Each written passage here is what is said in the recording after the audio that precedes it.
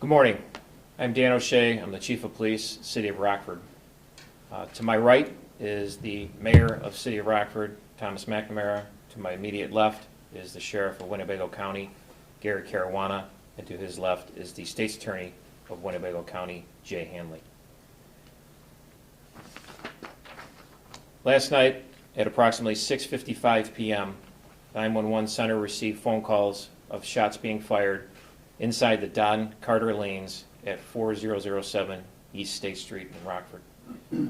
Officers were immediately dispatched and arrived on scene within approximately 1 minute of the first calls and dispatch. Upon arrival, officers heard gunfire from inside the building. Those officers immediately entered the building and attempted to locate and apprehend the offender. Within several minutes, the officers were able to locate what they believed was a suspect, and he was taken into custody without any officers firing their weapons. Suspect had attempted to obscure his identification and hide his weapons prior to the officers taking him into custody. Most of the incident was captured on surveillance video from inside the business. There's 6 victims from last night. 3 are deceased, 3 are wounded. The deceased are a 73-year-old male, a 65-year-old male, and a 69-year-old male. The identities of those victims will be provided by the coroner's office when appropriate. Wounded by the shooting was a 14-year-old male who was shot in the face. He was subsequently airlifted to Madison and is in current stable condition.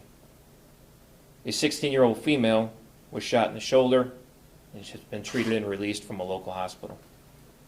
A 62-year-old male received multiple gunshot wounds, and the last update we have from the hospital is he was in surgery overnight and in critical condition. The suspect that was taken into custody has been identified as 37-year-old Duke Webb. Mr. Webb is a resident of the state of Florida. He is a current active military member, and we are in contact with the U.S. Army regarding his military status. Charges for Mr. Webb will be announced by State's Attorney Jay Hanley momentarily. I want to thank all the agencies that have helped us and responded, not only the city agencies, City Fire Department, and the 911 dispatchers, but the Winnebago County Sheriff's Office, Loves Park Police Department, Durand Police Department, the Roscoe Police Department, the Illinois State Police, the FBI, the ATF, and the Rockford Park District Police Department. The last thing I'll talk about, there was questions about why a business was open during current mitigation efforts in the state of Illinois. The business downstairs, which is a bowling alley and separate bar, was all closed. The upstairs bar facility was within compliance of the mitigation efforts.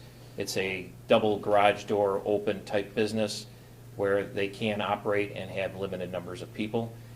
So the mitigation, the business was within compliance. At this time, I'll ask State's Attorney Jay Hanley to come up and talk about the charges against Mr. Webb. Thank you, Chief. Good morning. There are 6 charges against Duke Webb. Before I list those charges, understand that these are merely allegations and that Duke Webb is presumed innocent until proven guilty or not guilty at trial. So the Chief mentioned that there were 3 deceased, and thus there are 3 counts of murder against Mr. Webb. Just so for your sake, those are Class M, and the statutory cite is 720 ILCS 5/9-1 sub A1. Chief O'Shea mentioned that there were 3 other victims who were wounded. Duke Webb will be charged with attempted first-degree murder. That is a Class X felony, and the statutory cite 720 ILCS 5/8-4 and 5/9-1 sub A1.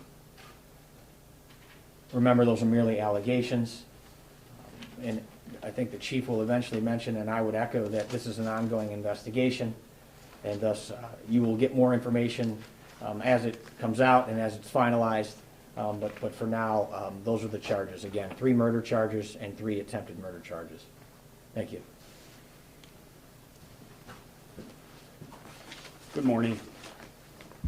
So the incident last night at Don Carter Lanes is certainly a horrific incident. This morning, we have 3 families who are mourning the loss of their loved ones, and we have 3 additional families who are praying that their loved ones live throughout these really horrific injuries. Among those, a 14-year-old and a 16-year-old.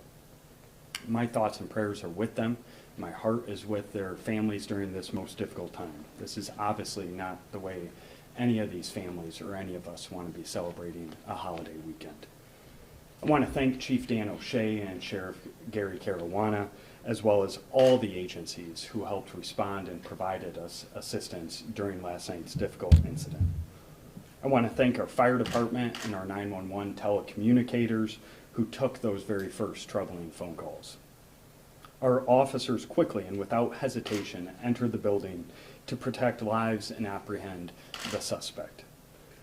And this morning, our detectives continue their difficult work investigating the scene and determining exactly all that transpired. We owe these brave men and women a debt of gratitude. Don Carter's. Just want to spend a second talking about Don Carter Lanes. It's been a staple in our community for decades. When you think of Don Carter's, you think about families and friends coming together during good times. You think of the tournaments that they've hosted, the birthday parties that they've hosted, the charity fundraisers that they do for so many local nonprofits. I myself have attended so many nonprofit fundraisers as well as birthday parties for nephews at this establishment. Don Carter's even hosts a Miracle Mile business organizations and neighborhood meetings right there at their establishment. This is obviously an incredibly difficult time for their family and for all of their employees. We as Rockfordians owe them our support during this tough time. As we come to the end of this most difficult year and we look ahead at this new year upon us, we know that this type of violence needs to stop. This type of violence in the city of Rockford needs to stop. This type of violence throughout our country needs to stop. And today, with the eyes of the country on us, we need to show, as Rockfordians, how we respond to an incident such as this, as one Rockford, supporting one another and coming together. We as Rockfordians are at our best during the most difficult of times, and I know this one will be no exception. And with that, I'll bring up Chief O'Shea to answer questions.